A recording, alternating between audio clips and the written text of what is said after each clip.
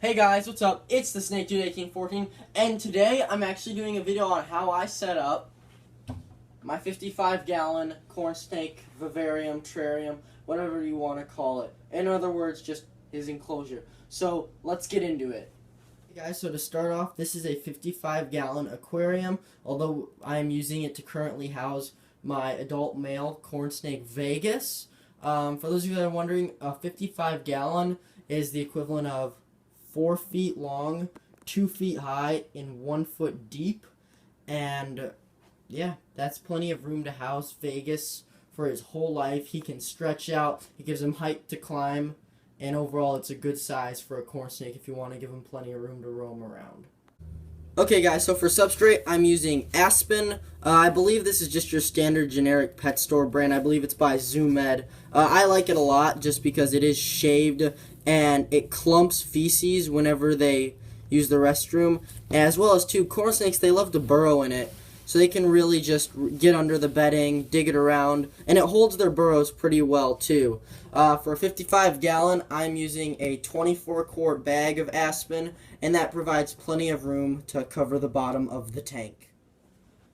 Okay guys, so we have our bedding down, so this next step is optional. Me personally, I'm keeping my corn snake as a pet, so I'm not breeding him. I don't need a simple sterile setup. I like to make a nice elaborate setup, which is what I highly recommend if you're watching this video and you want a corn snake as a pet. So what I did is actually, for the 55-gallon, it is a 4-foot long tank. I purchased 2 of these 2-foot Exoterra backgrounds, and then you put them next together and they work. As you can see, the bottoms are a bit uneven, and even though the physical tank is 2 feet tall, the background is also 2 feet tall, so I had to cut off a couple inches so that way it fits exactly inside the enclosure. So I'll show you how to install those now. As you can see on the back of the tank, there are 4 white Velcro strips, 2 for each section of the background.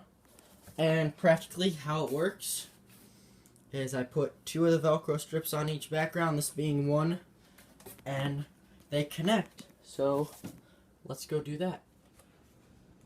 Okay guys, so as I said, we've got 2 Velcro things on here.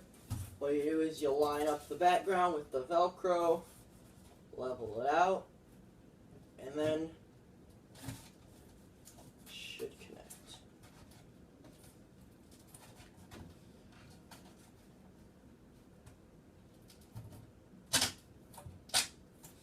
Once you hear that click get in, it is on securely. So I'm going to do that with the second one and we'll get on to our next clip. Okay guys, so as you can see, the background is completely on there. And now for our next step in it, you just smooth the bedding, should I say. That way you don't really see the bottom of the background and it doesn't make the tank look uneven for aesthetic purposes. Since we did have to cut it, we don't need to see a cut background like that. Spread it out. And although there is this small line in the middle, it's not that big of a deal. Remember, it looks a lot nicer than, should I say, just a plain tank background. And now to the fun part of decorating. Okay guys, so when it comes to decorations, you can really go or as simple or as elaborate as you want. Me and myself, I enjoy having a nice tank to look at. And since I'm not breeding my pet snake Vegas, as I said earlier, I want to make his setup look cool, naturalistic. Again, I added that background in for a reason. So as you can see, I've got like hollow logs, some sandblasted grapevine, a nice big water bowl, as well as some vines and leaves for him to play around in. So let's get to it.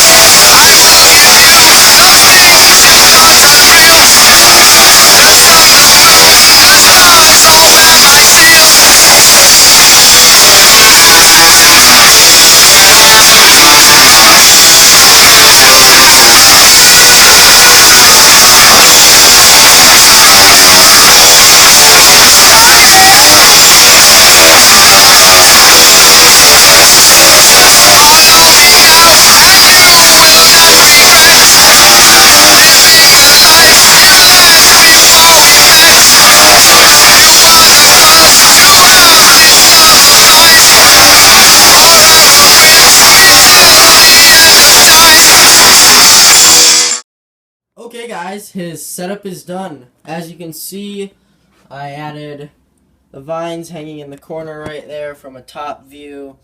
A little, I guess you could almost say basking area, although I know corn snakes don't bask. Sometimes they like to just sit on top of something and soak up some heat. My other corn snake, Hash, especially loves to do that on his basket. Tons of vines, logs, a little bit of like a raised area for his cool hide. He can also go in there and perch up there. His water bowl, of course, as well as his hot hide and some area for him to openly slither.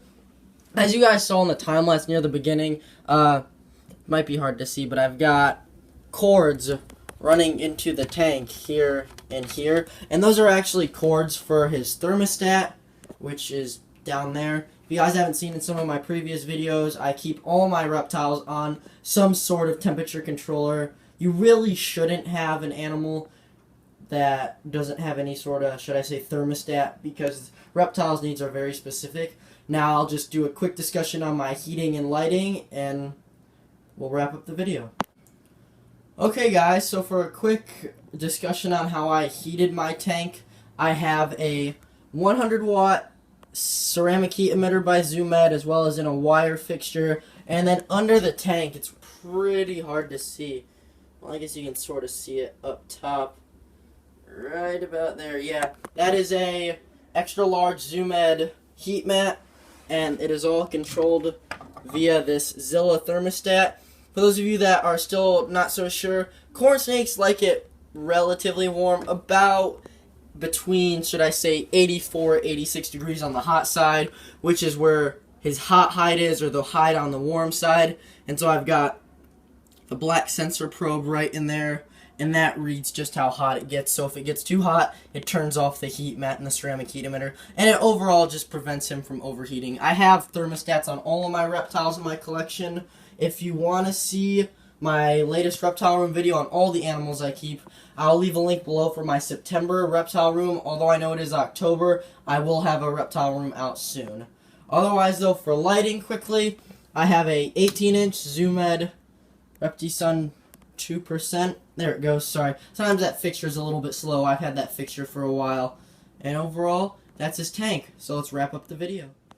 Okay guys, so this wouldn't be a corn snake setup video without my corn snake Vegas. I don't think I've actually had him out on camera before. I might have had him out once, which was a feeding video way back, but I guess here he is, you know, should I say, out and handled. I mean, he's a pretty big snake. I mean, he's currently wrapping around my hand at the moment, but still, he's a pretty boy. For those of you wondering what morph he is actually an Okatee, purebred, so he's got some pretty good genes in him. I believe he's a first generation. I'm not too sure, honestly, but still, again, Okatee corn snake. He is a male, and he's my boy. So let's introduce him to his new home. I left a small gap right here to introduce him, and there he goes. Although he's gonna go for the top of the tank, just as predicted.